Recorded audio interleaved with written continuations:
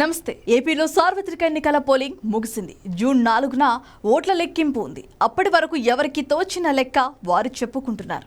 Polling ముగిసిన తర్వాత పోటీ చేసిన అభ్యర్థులు చెబుతున్న లెక్క ఒక రకంగా ఉంటే, పార్టీలు చెబుతున్న లెక్కలు ఒక రకంగా ఉంటున్నాయి. రాష్ట్రంలో పోటీలో ఉన్న టీడీపీ కూటమికి ఎన్ని సీట్లు వస్తాయి, అధికార వైసీపీకి ఎన్ని సీట్లు వస్తాయనే అంశాలపై చర్చలు జరుగుతున్నాయి. రాష్ట్రంలో పోలింగ్ ముగిసి వారం దాటిపోయింది. మరో 2 వారాలకు గానీ ఫలితాలు వెలువడవు. ఓట్ల లెక్కింపుకి ఇంకా చాలా సమయం ఉండటంతో వివిధ రాజకీయ పార్టీలు, అభ్యర్థులు నిత్యం ఓట్ల లెక్కింపులు, విశ్లేషణలలో మునిగి తేలుతున్నారు. ఏ వర్గం ప్రజలు ఎవరికి ఓటేసి ఉంటారో అన్న అంచనాలపై లోతుగా చర్చించుకుంటున్నారు. ప్రత్యర్థి శిబిరం అంచనాలు ఎలా ఉన్నాయి అని ఆరాలు తీస్తున్నారు.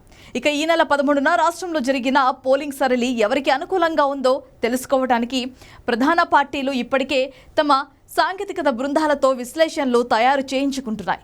ఇక ఈ బృందాలు రకరకాల నమూనాలతో లెక్కలు గట్టి ఏ పార్టీకి ఎన్ని సీట్లు వస్తాయో విశ్లేషించి పార్టీలకు నివేదికలు అందజేశాయి.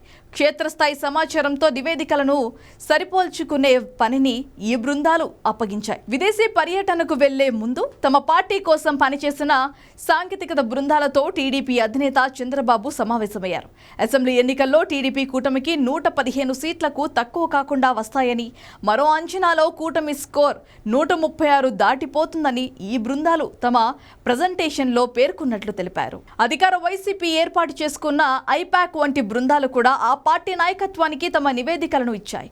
పరిస్థితి పోటాపోటీగా ఉందని పేర్కొన్నట్లు రాజకీయ వర్గాల్లో ప్రచారం జరుగుతోంది. బీజేపీ సైతం అంచనాలు రూపొందించినట్లుగా తెలుస్తోంది.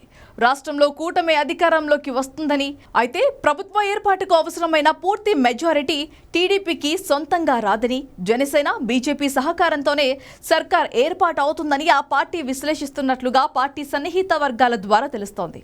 ఇక పార్టీల అంచనాలతో సంబంధం లేకుండా అభ్యర్థులు కూడా ఎవరికి వారు తమ నియోజకవర్గాల్లో జనం నాడిపై సొంత విశ్లేషణలు తయారు చేసుకుంటున్నారు. గ్రామాలు, వార్డుల వారీగా పార్టీ నేతలను పిలిపించుకొని అక్కడ తమకు ఎన్ని ఓట్లు లభించే అవకాశం ఉందో తెలుసుకొని లెక్కలు వేసుకుంటున్నారు.